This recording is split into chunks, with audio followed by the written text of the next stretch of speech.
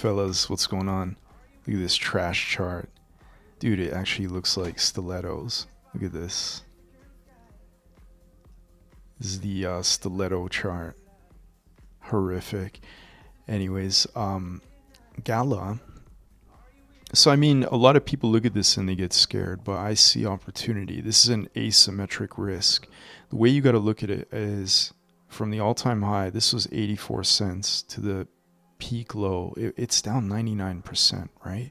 So yeah, it could drop another 99% from here and then totally rug like a Solana meme coin, but the upside is tremendous if you do get it at the lows, right? So I'm willing to take a risk on a coin that's giving me like 100-to-1 upside versus downside. It's worth it even with small size. You can really manage your risk and then extract as much out of the trade as you possibly can. This whole move down was really inefficient. You'll notice on the monthly it left behind 2 monthly gaps over here and here. So just from this local high to the top of the monthly gap over here, that's 143% move. So if you position appropriately from the low into the high gap, that's like a 10x. You could actually trade this on spot and do well.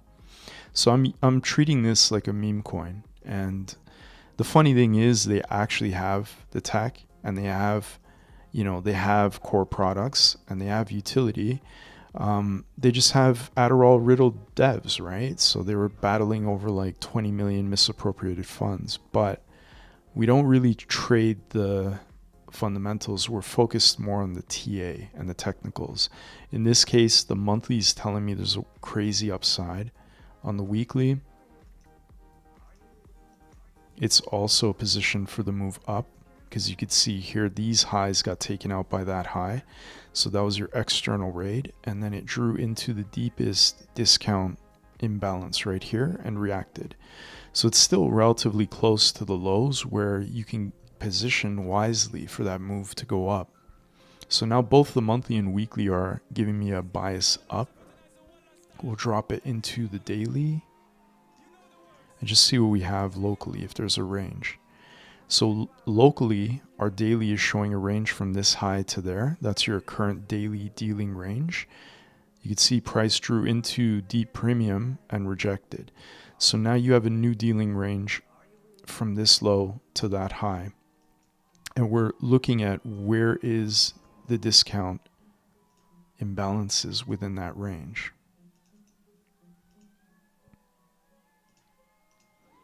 So here's equilibrium, and below equilibrium and discount we had this one imbalance right here which we tagged, and then we reacted off that, so that's good. So now within this dealing range we're looking at, is there any structure that we can trade, because the daily has been filled over here, so we're expecting it to go up and we want to see structure within that range.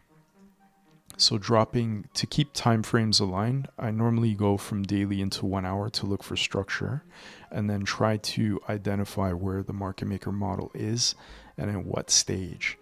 This one's pretty clean.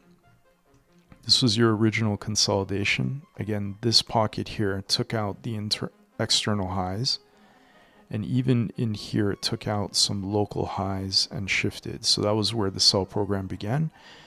Distribute into the daily imbalance. This is where your buy program activates.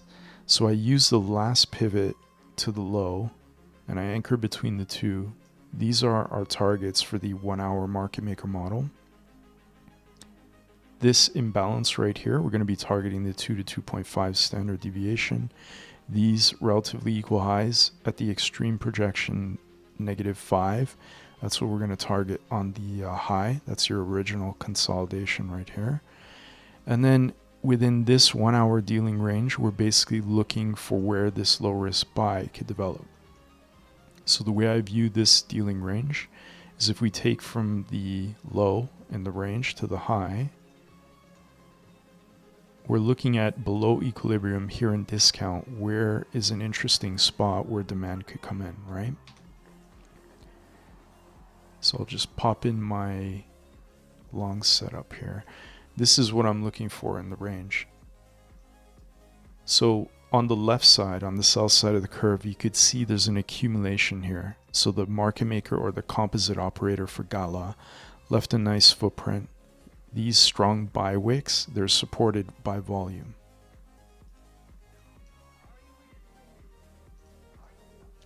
So I usually drop the time frame to see the volume print. This one you could see there's 2 standard deviation volume print.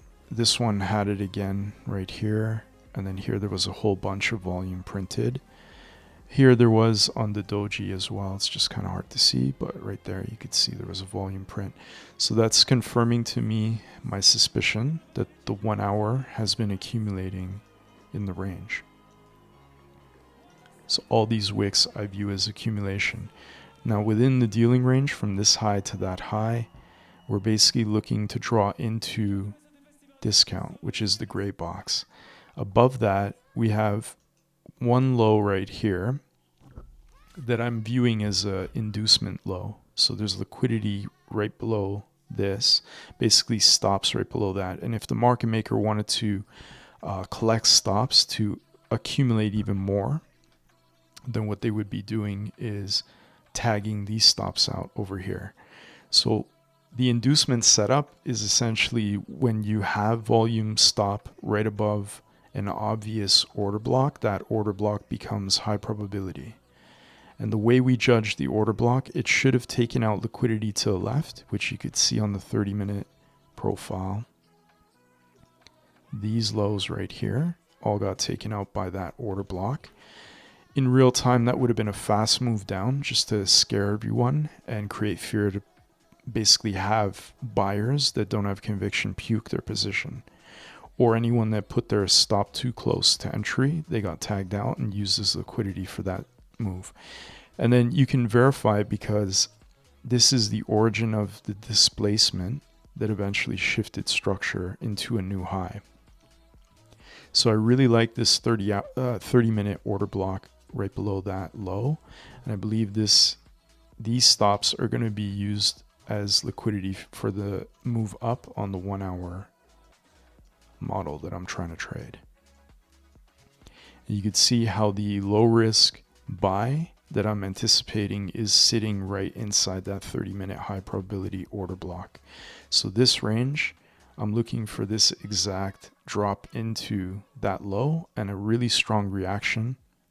My buy trigger here will be after they kill these stops, I want to see a volume footprint over here.